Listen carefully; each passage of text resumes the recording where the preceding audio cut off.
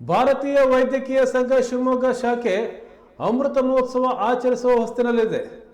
ಇದೇ ಕಾರಣಕ್ಕೆ ಅಮೃತ ಮಹೋತ್ಸವ ಉದ್ಘಾಟನೆ ಜನವರಿ 18ರಂದು ಆಯೋಜಿಸಲಾಗಿದೆ. ನಂತರ ಫೆಬ್ರವರಿ 1 ಮತ್ತು 2ರಂದು ಆಟೋ ರಿಕ್ಷಾ ಮತ್ತು ಲಾರಿ ಚಾಲಕರಿಗೆ ಉಚಿತ ಕಣ್ಣಿನ ತಪಾಸಣೆ ಮಾಡಲಾಗುತ್ತೆ. ಶಿವಮೊಗ್ಗದ ಜನರಿಗೆ CPR ತುರ್ತು ಪರಿಸ್ಥಿತಿಯನ್ನು ನಿರ್ವಹಿಸುವ ತರಬೇತಿ ನೀಡಲಾಗುತ್ತದೆ.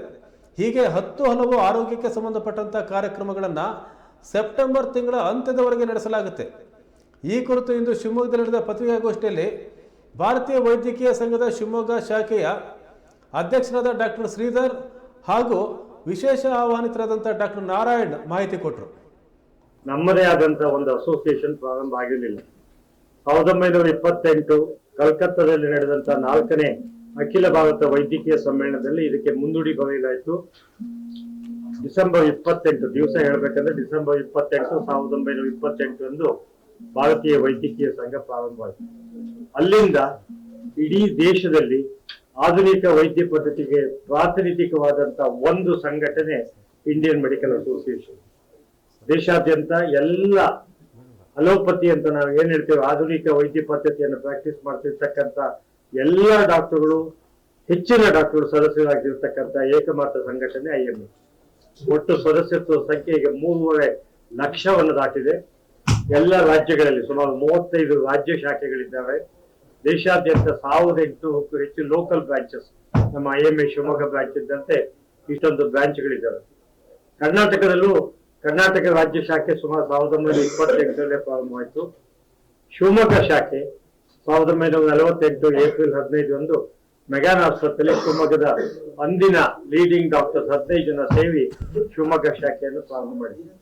75 ವರ್ಷಗಳಲ್ಲಿ ಶಿವಮೊಗ್ಗ ಶಾಖೆ ತನ್ನದೇ ಆದ ಛಾಪನ್ನ ರಾಜ್ಯ ಮಟ್ಟದಲ್ಲಿ, ದೇಶ ಮಟ್ಟದಲ್ಲಿ ಬೆಳೆಸ್ಕೊಂಡು ದೇಶದ, ರಾಜ್ಯದ ಒಂದು ಅತ್ಯಂತ ಪ್ರಾಮುಖ್ಯ ಶಾಖೆಯಾಗಿ ಬೆಳೆದು ಬಂದಿದೆ. ಹಲವಾರು ಕಾರ್ಯಕ್ರಮಗಳನ್ನು ಮಾಡ್ಕೊಂಡು ಬಂದಿದ್ದೇವೆ.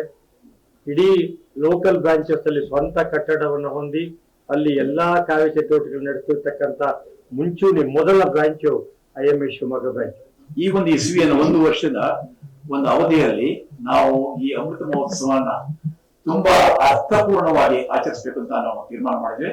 ಆ ದಿಶೆಯಲ್ಲಿ ನಾವು ಏನ್ ಮಾಡ್ಬೇಕು ಯೋಚನೆ ಮಾಡಿದಾಗ ಮೊದಲು ಬೇಕಾದಂತದ್ದು ಸಮಾಜಕ್ಕೆ ಆರೋಗ್ಯದ ಅರಿವು ಮೂಡಿಸ್ತಕ್ಕಂಥ ಪ್ರಾಯಶಃ ಅದು ನಮ್ಮ ಒಂದು ಸಮಾಜಮುಖಿ ಕಾರ್ಯಕ್ರಮ ಹೌದು, ನಮ್ಮ ಕರ್ತವ್ಯ ಹೌದು ವೈದ್ಯರದ್ದು.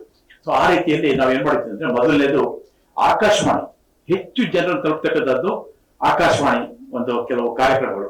ಅದರಲ್ಲಿ ಪ್ರತಿ ಸೋಮವಾರ ಬೆಳಗ್ಗೆ 8:45ರಿಂದ 9 ಅಂದ್ರೆ 1/4 ಗಂಟೆ ಆಕಾಶವಾಣಿ ಬದಲಾದ ಮೂಲಕ ತಜ್ಞ ವೈದ್ಯರಿಂದ ಹಲವಾರು ಕಾಯಿಲೆಗಳ ಬಗ್ಗೆ ಅವುಗಳನ್ನು ಹೇಗೆ ನಾವು ನಿಭಾಯಿಸಬೇಕು ಅಂತ ಹೇಳ್ತಕ್ಕಂಥ ಅರಿವು ಮೂಡಿಸ್ತಕ್ಕಂಥ ಒಂದು ಕಾರ್ಯಕ್ರಮವನ್ನ ನಾವು ಹಮ್ಮಿಕೊಂಡಿದ್ದೇವೆ. ಈಗಾಗಲೇ 2 ಆಗಿದೆ ಎಪಿಸೋಡ್, 3ನೇ ಎಪಿಸೋಡ್ ಮತ್ತೆ ಸೋಮವಾರ ಬರ್ತದೆ. ಇದು ಮೊದಲನೇದು.